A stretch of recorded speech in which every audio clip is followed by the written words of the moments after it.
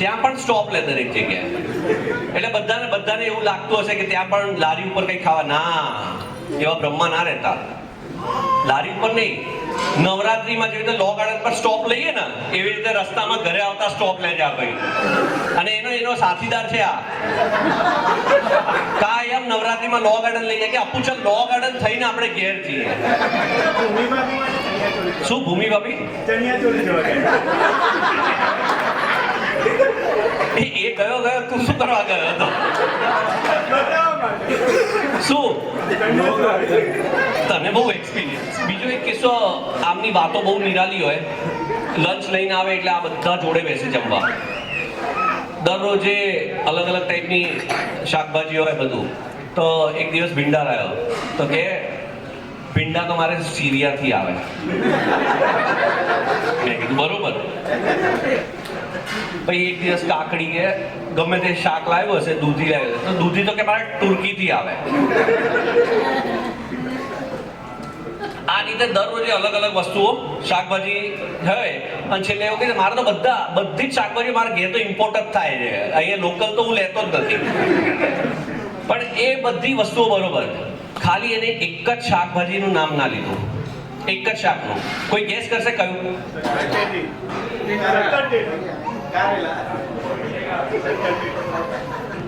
આ બંને વસ્તુઓ છે. શક્કરટેટી તો ફ્રૂટમાં આવે છે, એને કાલે મળવાની છે. પણ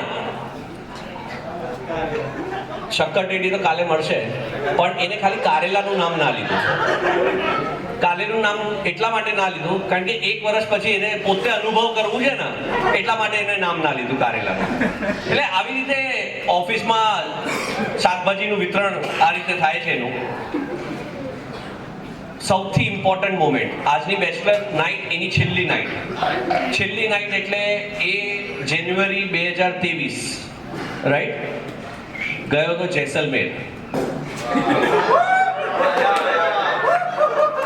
કિસ્સો સાંભળવા જેવો છે, પણ એમાં થોડુંક બધાએ દોડાવવું પડશે કારણ કે ખુલીને તો વાત ના કરી શકાય. એનો ખાસ મિત્ર Krunal, partner in crime, bachelor party કરવા ગયો જાન્યુઆરી 2023માં વન નાઇટ માટે. એટલે વન નાઇટ માટે એટલે 2 દિવસ અહીંથી ગયો એટલે એક નાઇટ ત્યાં રોકાય અને બીજા નાઇટ બધા આવી ગયા, એવું વન નાઇટ. જેસલમેર ગયા હતા. પણ ખબર નહીં રાતે શું થયું ને, તો કે હું તો જર્મનીમાં છું. એટલે બધા કન્ફ્યુઝ થઈ ગયા. ભાઈ બીજા દિવસે આવીને ઓફિસમાં વાત થાય ને તો કે હા મેં એવું ક્યારેય નથી કીધું, હું તો જેસલમેર જ ગયો હતો. પણ કેમ તું જેસલમેર ગયો તો જર્મની કેમ કીધું? સર શાક અહીંના નહીં ખાતો તો પછી ફરવાય ત્યાં અહીંયા તો નહીં જવાય. પણ એમ નહીં, ત્યાં કોઈ હતું જોડે? હા, કોઈ હતું જ નહીં સર. આ બધા નતા? હા, એટલે મિત્રો. તો આની જ વાત કરતો હતો. ના તું શું સમજ્યો? સાવ આવું યાર. ક્યારે પણ રજા માટે એપ્લિકેશન આપે એમના ટીમ લીડર પૂછે કે ભાઈ કેમ રજા લેવી છે, એક જ જવાબ આપે, વહીવટ છે.